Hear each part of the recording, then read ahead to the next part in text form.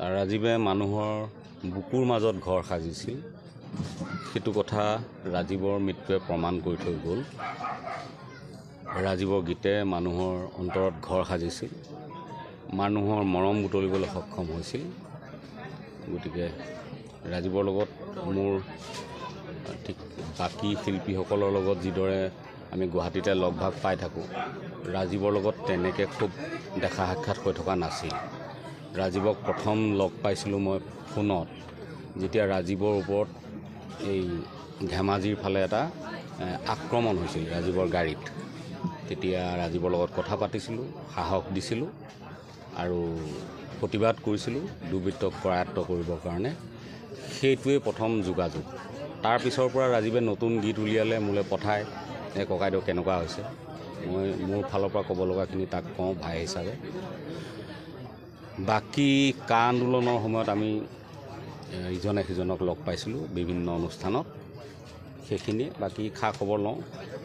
গতিকে ৰাজীৱ এজন যোদ্ধা আছিল জাতিটোৰ কাৰণে, এজন প্ৰহৰী আছিল আৰু বীৰৰ দৰে তেওঁ গুচি গ'ল। গতিকে তেখেতৰ যি বিদায়, সেয়া বীৰৰ বিদায়। আৰু বীৰক বিদায় জনাবলৈ মই বুলিয়ে নহয়, অজস্ৰজন আহিছে, গুণমুগ্ধ আহিছে।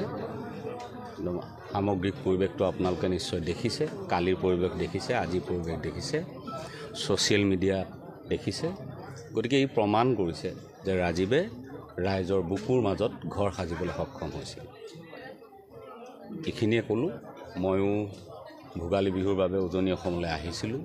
খবৰটো পাই যথেষ্ট মৰ্মাহত আৰু আজি পৰিয়ালক এখন্তেক লগ দিবলৈ আহিলোঁ আৰু ভৱিষ্যতৰ দিনতো পৰিয়ালটোৰ সৈতে যিখিনি থাকিব লাগে, কাৰণ ৰাজীৱ বা আমি কিছুমান সমগোত্ৰীয় মানুহ, আমিও একেধৰণৰ আমাৰ চিন্তাবোৰ মিলিছিল, মনবোৰ মিলিছিল, সেইকাৰণে গানবোৰো মিলে।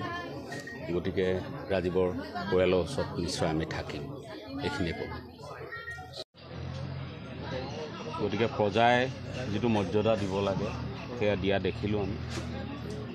ইমানখিনিৰ পাছতো আশা কৰিছিলোঁ কালি অন্ততঃ ৰজাঘৰৰ ফালৰ পৰা অন্ততঃ ৰাজ্যিক মৰ্যাদাটো তেখেতক দিয়া উচিত আছিল বুলি অনুভৱ কৰোঁ। আৰু মই চৰকাৰলৈ অনুৰোধ জনাম, এইখিনি হয়তো আপোনালোকৰ ভুল থাকি গৈছে। উৰুকাৰ দিনা আছিল, সকলো ব্যস্ত আছিল, কেনেবাকৈ থাকি গ'ল চাগে। কাৰণ গুৱাহাটীৰ শিল্পীসকলৰ ক্ষেত্ৰত যিমানখিনি খবৰ বাতৰি সোনকালে বিয়পি পৰে, এই অসমৰ একদম ইমূৰত আজি শদিয়া। গতিকে হয়তো খবৰবোৰ পোৱাটো কাৰোবাৰ পলম হৈছে। যি কাৰণতে নহওক, ৰাজীৱে ৰাজ্যিক মৰ্যাদাটো পোৱা উচিত আছিল। মই সেইটো অনুভৱ কৰোঁ। সেইখিনি চৰকাৰৰ ভুল হৈছে বুলি মই ভাবোঁ। আৰু বাকী যিসকল শিল্পীৰ ক্ষেত্ৰত পৰিয়াল পৰিজনৰ ভৱিষ্যতৰ কথাটো জড়িত হৈ থাকে, কাৰণ এজন শিল্পীৰ উপাৰ্জনৰ একমাত্ৰ পথ হয়। গতিকে ৰজাঘৰে অকণমান মৰমৰ দৃষ্টিৰে, দয়াৰ দৃষ্টিৰে চাব বুলি অনুৰোধ জনাইছোঁ। কাৰণ ৰাজীৱহঁত সদায় ৰাইজৰ পক্ষত থকা মানুহ, ৰাইজেইতো ৰজা পাতে।